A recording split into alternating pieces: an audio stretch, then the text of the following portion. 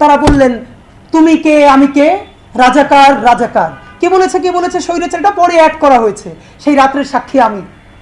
আক্তারকে আমি ফোন দিয়েছি, আমার সাথে জাবের আছে। রিক্সা থেকে যখন ঢুকছে মৎস্য ভবনের দিক থেকে, মেয়েরা রোকেয়া হল থেকে অন্য অন্য হল ভেঙে যখন মিছিল করলো, দেখি রান্দা চাপাতি নিয়া ওইদিকে ট্রাকে জড়ো হয়ে গেছে।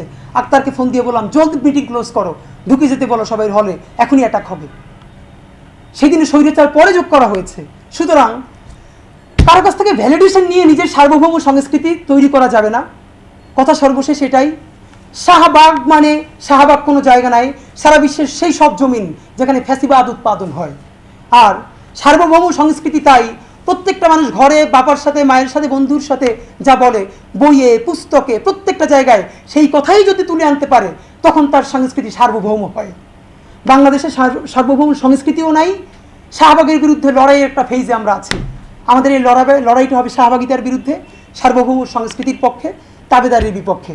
আমি টুকটাক কিছু নুক্তা দিয়ে গেলাম, আমি আমার আলাপটা হয়তো করতে পারি নাই, আমাদের পরবর্তী আলোচনা আছে। আপনাদের আগ্রহ থাকলে নতুন বাংলাদেশ বিনির্মাণের ইনসাফের রাষ্ট্রে সে আলাপ আমরা আগায় নিয়ে যাব। ধন্যবাদ। বাংলাদেশ জিন্দাবাদ, ইনকিলাব জিন্দাবাদ।